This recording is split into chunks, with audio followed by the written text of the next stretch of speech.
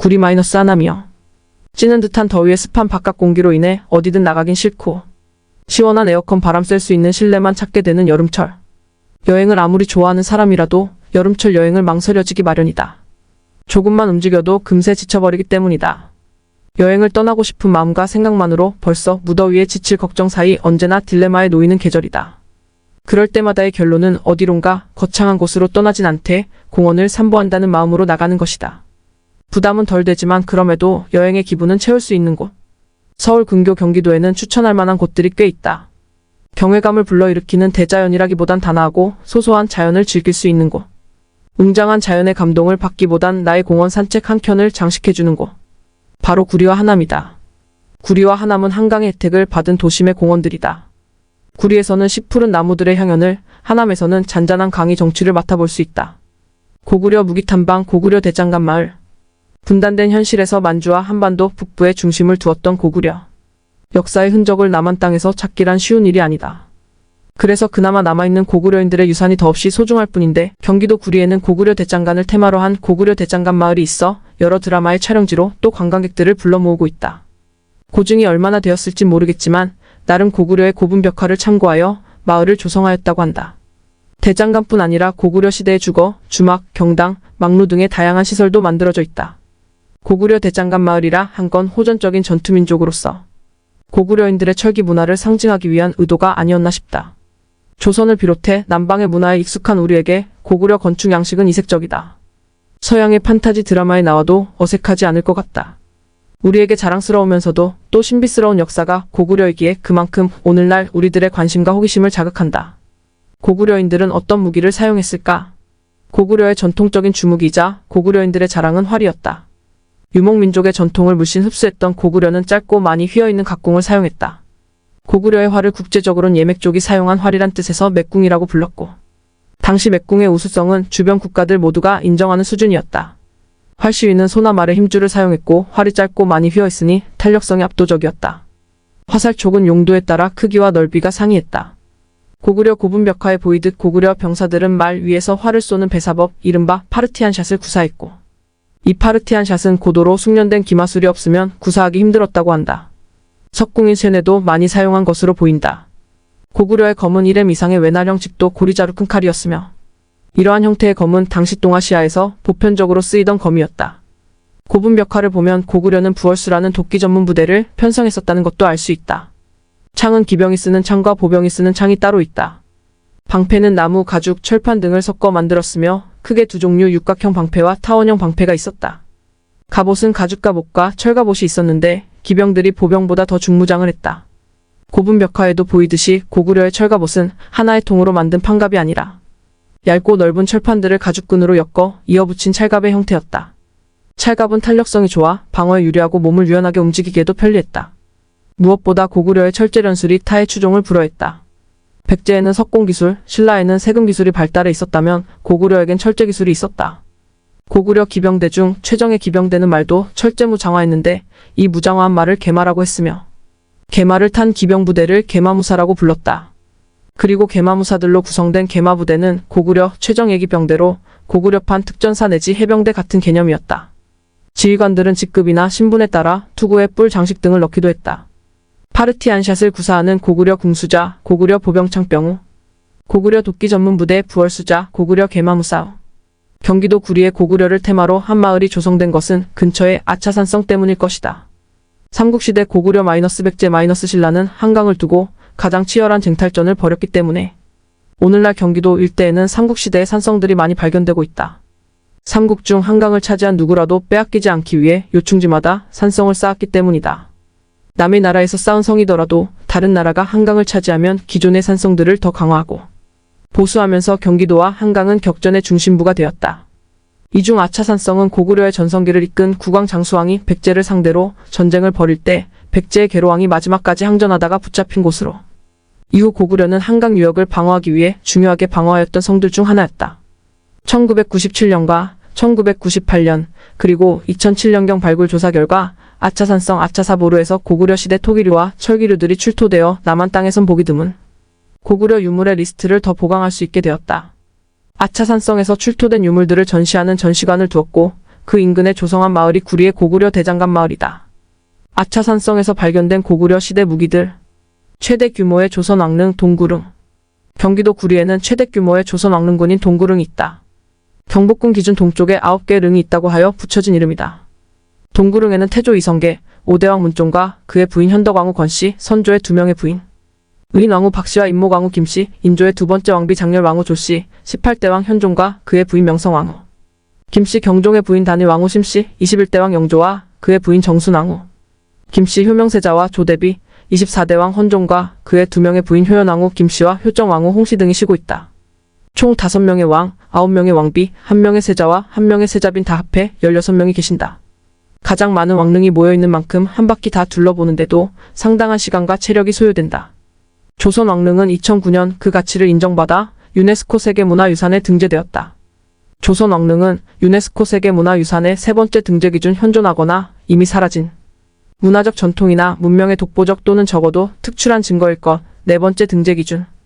인류 역사에 있어 중요 단계를 예증하는 건물, 건축이나 기술의 총체, 경관 유형의 대표적 사례일 것. 6번째 등재 기준. 사건이나 실존하는 전통, 사상이나 신조, 보편적 중요성이 탁월한 예술 및 문학작품과 직접 또는 가시적으로 연관될 것을 충족시켰다. 역사적, 사상적, 문화적 가치가 남다르다는 뜻이다.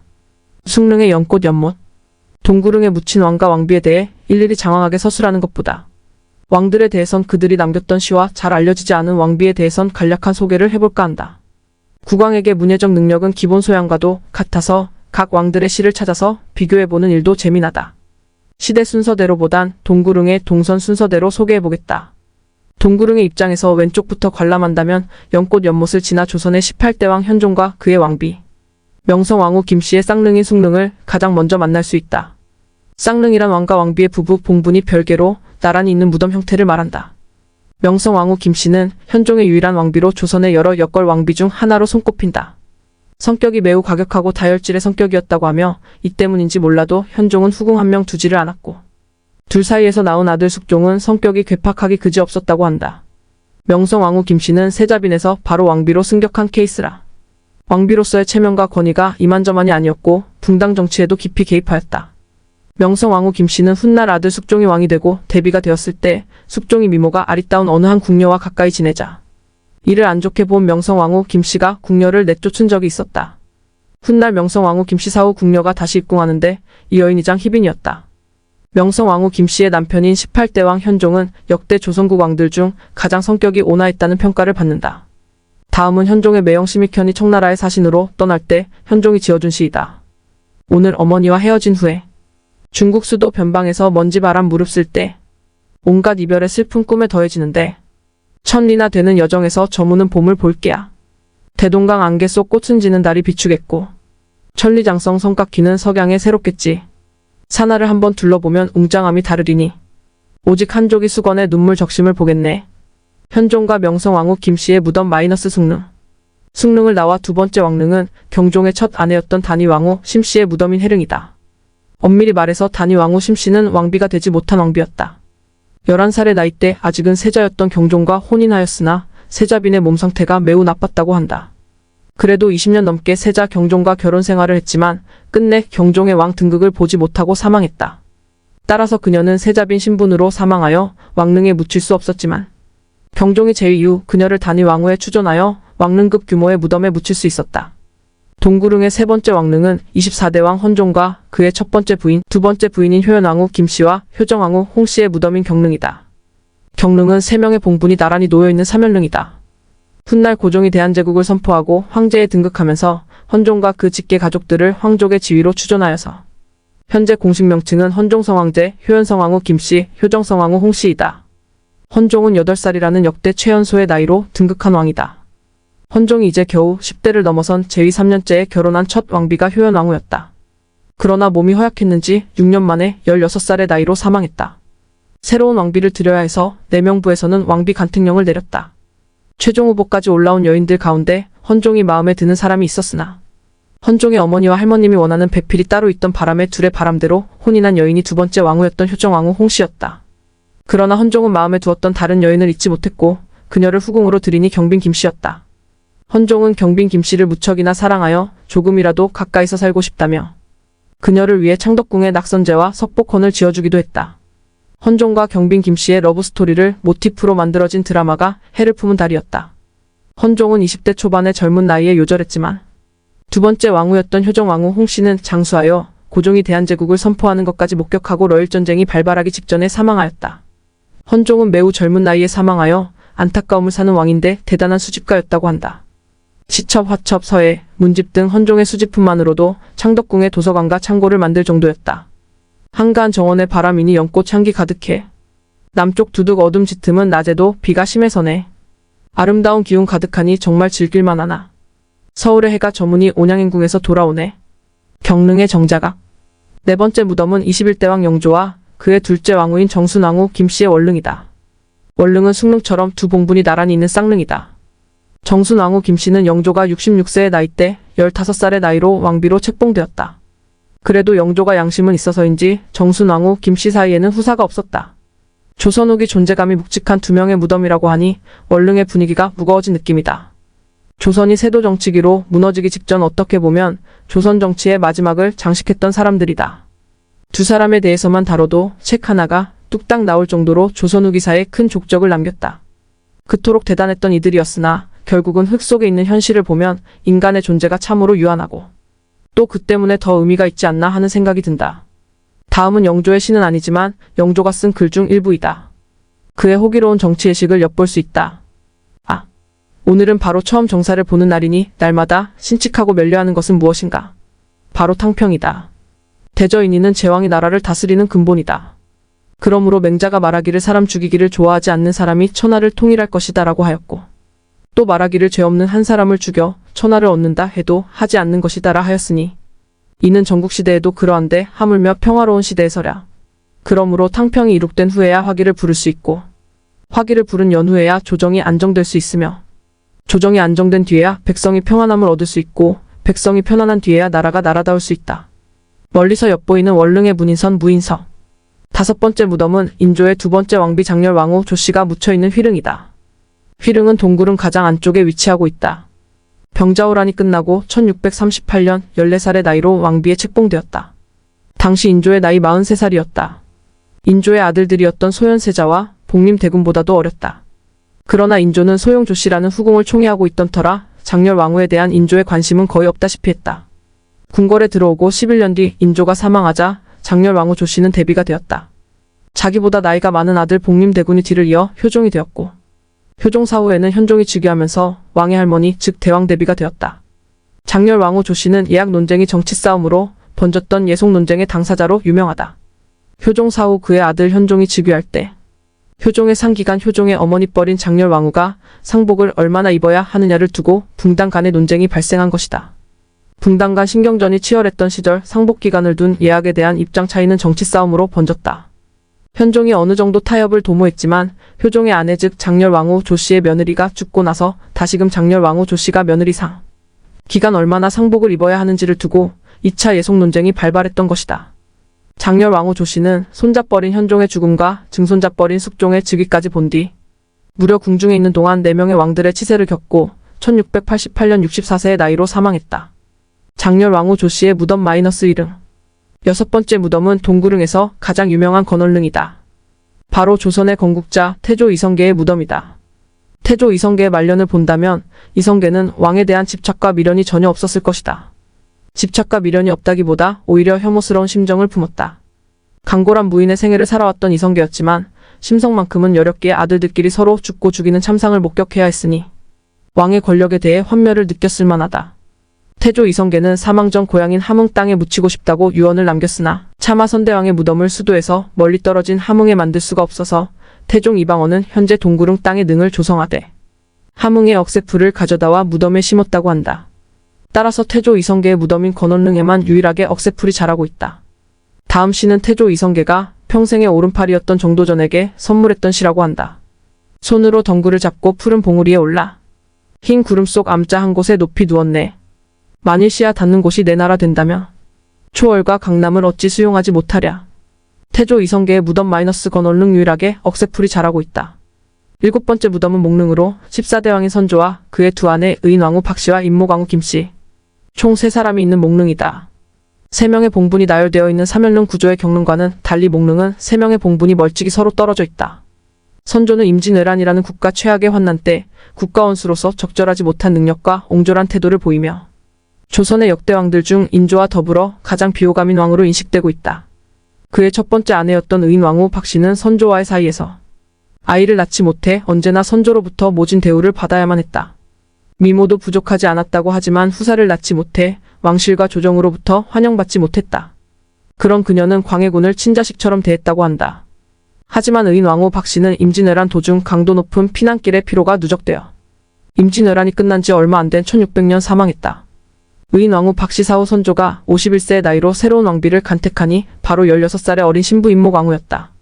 늦은 나이에 젊은 왕비를 책봉했던 영조나 인조의 경우 그래도 아이를 낳지 않았으나 선조의 어린 신부 임목왕후는 덜커덕 아들을 낳아버렸다. 평소라면 경사스러운 일이건만 당시 조선의 세자는 광해군이었고 비록 광해군이 나이도 많고 임진왜란 때 능력을 선보이기도 했지만 후궁 출신인지라 적통은 임목왕후의 아들 영창대군에 있었다. 선조도 광해군을 폐위하고 영창대군을 세자로 교체하기 위해 영창대군이 클 때까지만 기다리다가 사망했고 광해군은 겨우 15대 왕으로 즉위할 수 있었다. 광해군에게 영창대군의 존재는 실로 위협적이었던지라 광해군은 영창대군을 죽이고 대비가 된 임목왕후를 유폐시켰다. 이를 광해군의 폐무살제라고 한다. 광해군의 폐무살제는 광해군을 폐위한 인조반정의 빌미가 되었다. 임목대비는 인조반정 당시 광해군의 살점을 직접 씹어먹겠다고 할 정도로 아들을 죽인 광해군에게 강한 분노를 품고 있었다. 여러모로 선조, 의인왕후 박씨, 임목왕후 김씨 세 사람의 묘한 역사를 상징이라도 하는 듯 세 사람의 봉부는 목릉이라고 하나로 엮이지만 서로 다른 언덕 위에 위치하고 있다. 목릉까지 지나쳤으면 이제 동구릉 후반이다. 8번째 무덤은 오대왕 문종과 그의 아내 현덕왕후 권씨의 무덤인 현릉이다. 오대왕 문종은 문약한 이미지가 지배적이지만 전혀 그렇지 않다.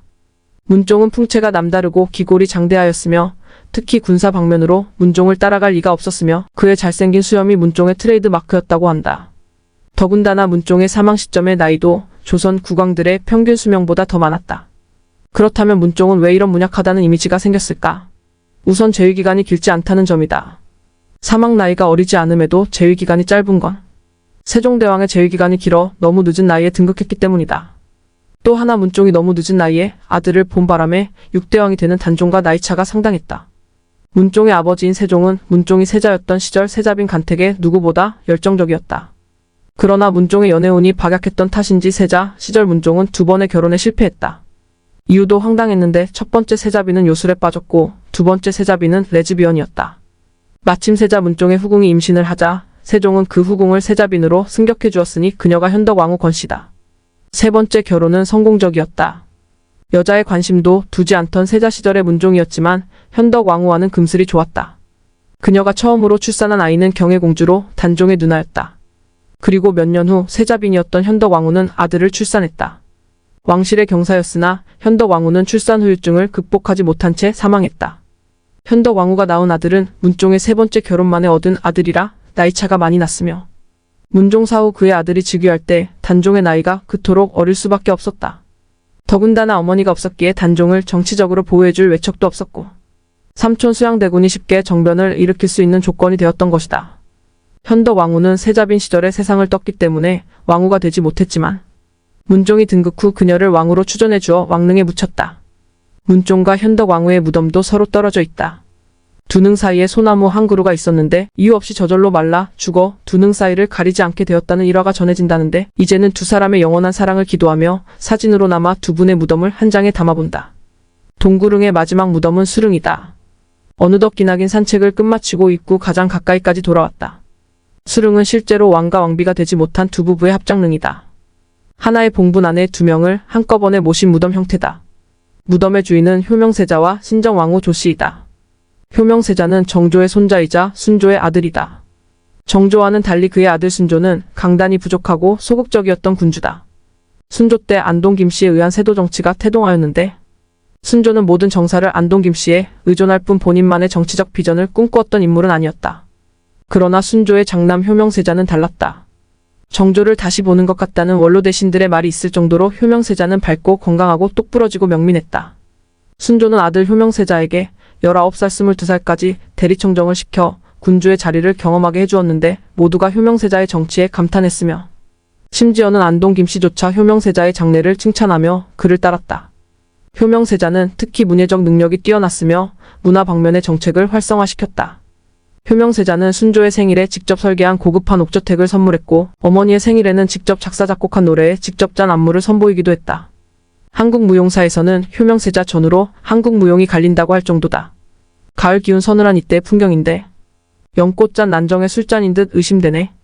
난강 기대 즐기며 이처럼 다투지만 하늘엔 구름 없고 물속엔 달 비칠 뿐. 그러나 효명세자는 과로로 22살이라는 어린 나이에 사망했다. 이 때문에 세자빈이었던 조씨도 왕비가 되지 못했고 대신 아들 헌종이 즉위하며 곧바로 대비가 되었다. 효명세자의 아내 조씨는 훗날 신정왕후의 호칭을 받게 된다. 아들 헌종조차 이른 나이에 요절하고 철종이 즉위하자 신정왕후는 조선의 마지막 대왕 대비, 즉 왕실 최고 어른이 되었다. 본디 효명세자는 안동 김씨의 독주를 막고자 아내의 집안 풍양 조씨를 육성하려 했으나 효명세자 사후에는 안동 김씨가 폭주하며 신정왕후 조씨는 외로이 궁궐에서 안동 김씨의 등살과 압박에 눌려 살아야 했다.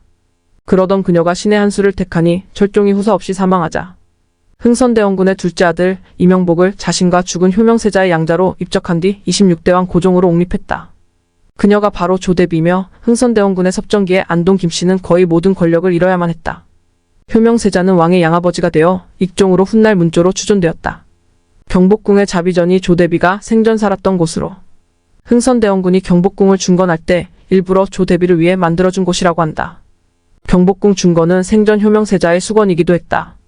훗날 고종이 황제로 등극하면서 효명세자는 문조익 황제, 조대비는 신정익 황후 조씨로 승격되었다. 효명세자와 신정왕후 조씨의 합장능 -스루. 조선 왕릉을 흔히들 신들의 정원이라고 부른다. 지체 높은 고귀한 왕실분들이 묻혀있어 신비스러운 이미지의 무덤이긴 하지만 소나무를 비롯해 영험해 보이는 다양한 종의 나무들이 왕릉에 수놓여 있고 푸르른 잔디가 장판을 장식해주어 흡사 정원처럼 보이기도 하기 때문이다. 연기가 서려있는 정원이라고나 할까? 왕릉의 구조는 동일한 양식으로 배치되어 있다. 우선 홍살문이 왕릉 구역의 대문 역할을 하며 이제부터 신성의 권역임을 알려주고 홍살문 옆으로는 왕들이 선조의 무덤을 찾아 제례를 지낼 때 마음가짐을 정제하며 준비하는 판이가 있다. 홍살문을 지나면 참도가 놓여 있다. 참도는 다른 궁중권역에서 볼 수 있는 삼중길이 아닌 이중길이다.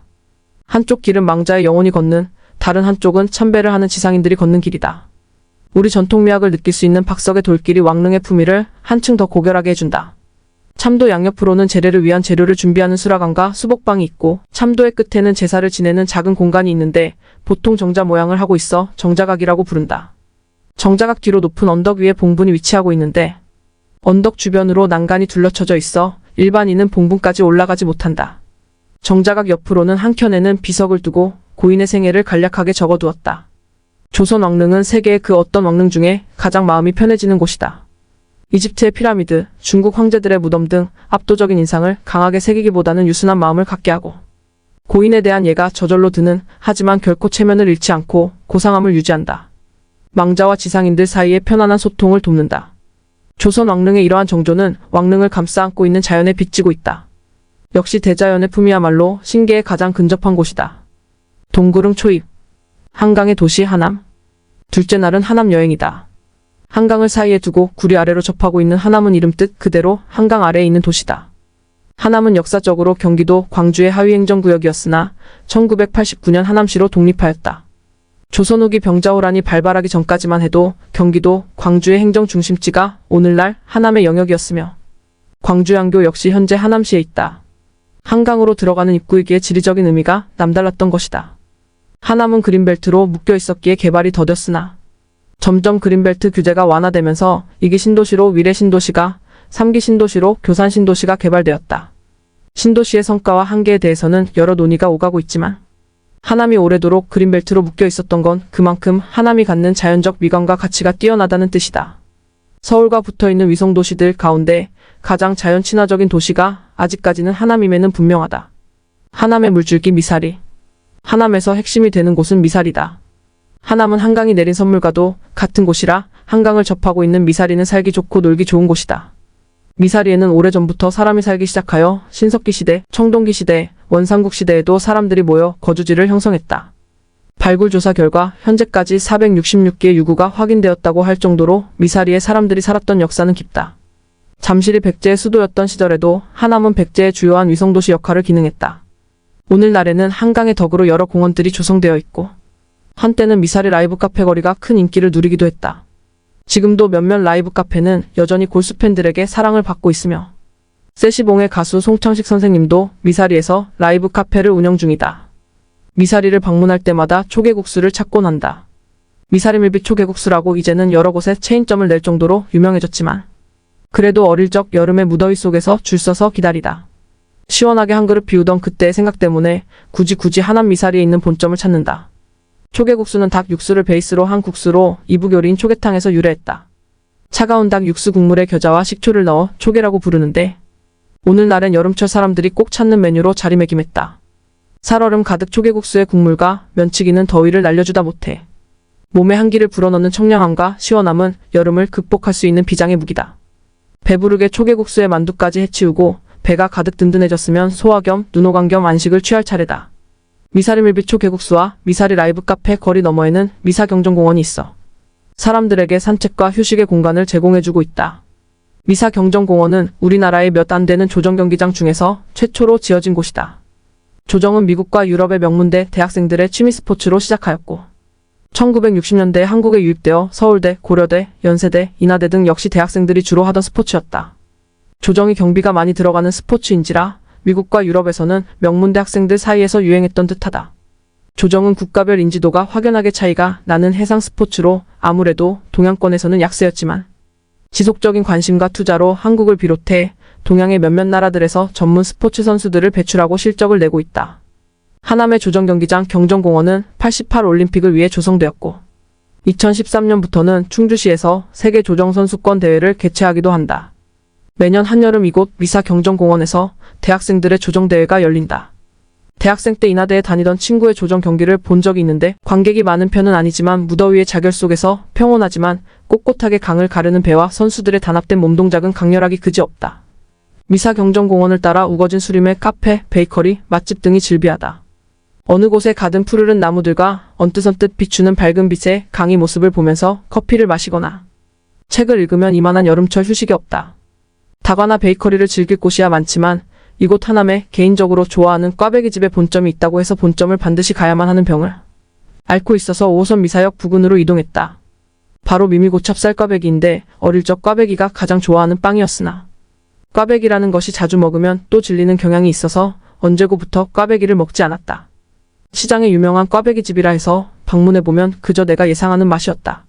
그런 나에게 꽈배기도 다를 수 있다는 걸 보여준 가게가 미미고찹쌀 꽈배기였다. 아주 딱 맞는 크기와 당도와 가격과 바스락거림. 편안하면서 아주 기분 좋은 상태로 집으로 귀가할 수 있다. 이런 작은 행복이야말로 여행의 행복이다. 여름철 추천하는 여행지라고 했지만 걷는 양이 많아 더위와 습기에 지쳐버릴 수도 있다. 그러나 푸근하고 소박한 자연이 쉼터와 수려한 경치를 제공해주는 곳엔 카페가 즐비하기 때문에 중간중간 쉴 수 있는 공간들도 많다. 이것이 여름의 여행이라면 여름의 여행이다. 풀빌라의 화려한 숙소, 석양이 아름답게 지는 태평양의 바닷가가 부담이 된다면 강과 산 사이를 걷고 지칠 때 즈음 카페에 들어가 커피도 마시고 책도 읽고 동행자가 있다면 수다도 떠는 여유를 즐기는 것 또한 여름철 여행의 한 방법이다. 체력이 남아있거나 날씨가 선선할 때 한 번 더 구리를 방문해보고 싶다면 아차산 등산을 추천한다. 산은 산이지만 그렇게 높지 않은 산이라 누구나 부담없이 오를 수 있다. 아차산에선 조금만 등반해도 한강이 선사해주는 풍광을 적당한 높이에서 구경도 가능하다. 백제를 건국한 소선호와 온조가 처음 서울의 도읍을 정할 때 올라간 산이 아차산이라고 추정하고 있다. 아차산에서 소선호와 온조는 한강과 한강 옆에 있는 잠실을 보고 나라의 수도로 삼기로 결정했다. 한 나라의 수도로 삼을 만큼 한강을 높이서 본다면 한강과 손잡고 있는 땅에 매료될 수밖에 없다. 아차산에선 잠실 일대와 더불어 하남까지도 시야에 들어온다. 과연 고구려가 아차산을 국방상의 주요한 보루로 삼을 만하다. 하남에는 특별한 랜드마크가 있진 않아서 하남의 구석구석을 볼 수는 없지만 한강과 인연을 맺어온 저 낮은 땅이 저다지도 정겨울 수가 없다. 더 너머에는 수묵화처럼 산들의 실루엣이 중첩되고 있는데 산, 강, 땅 삼박자가 완벽하다. 이곳에 세워진 우리 삶의 터전과 그곳을 살아가는 사람들 또한 정겨울 수밖에 없다. 경기도 양평 두물머리에서 북한강과 남한강이 한강으로 모여들기 시작해 서울로 진입하기까지를 한강의 상류, 서울의 한강을 중류, 김포-인천에서부터 바다로 나아가기까지를 하류라고 했을 때 세 구역이 모두 다 다른 매력을 품고 있다. 그 차이를 발견해내는 것도 여행의 묘미이다. 구리 하남 남양주 일대의 한강의 상류 지역은 실록으로 가득 찬 여름을 추천한다.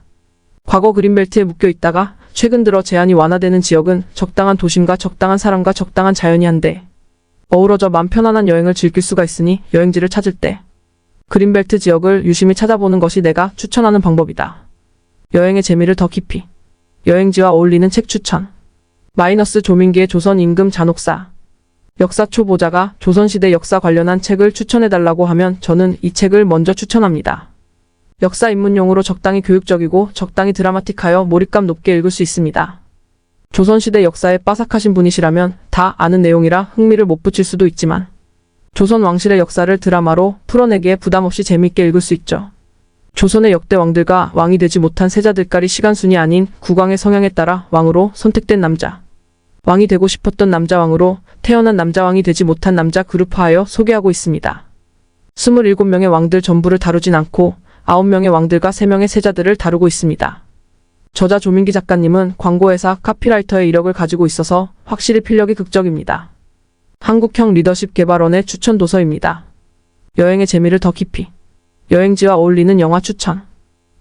로런 헤더웨이 감독의 더 노비스. 오로지 최고와 1등만을 고집하는 여대생. 알렉스가 대학교 조정 동아리에 가입하여 최고로 거듭나기 위한 분투를 다룬 영화입니다. 알렉스가 동아리 신입생 내 최고가 되려는 목적은 따로 없어 보입니다. 그저 최고 자체가 목적일 뿐입니다. 동아리 내 최고가 되기 위해 경쟁자를 이기기 위해 자신의 몸 상태를 극한으로 몰아붙이는데 영화는 핸드헬드를 자주 사용하는 등 알렉스의 불안함을 조명하는 쪽으로 연출됩니다. 관객도 알렉스를 응원하기보다는 안쓰러운 감정이 먼저 들게 되도록 유도하죠. 마치 조정판 위플래시 같습니다. 경쟁에 대한 과도한 집착은 후련하다기보단 찝찝한 무언가를 남기는 듯합니다. 영화의 제목 노비스는 서투른, 미숙한, 신참자라는 뜻을 가지고 있는데 영화를 다 보고 제목의 뜻에 대해서도 고민해 보시길 바랍니다.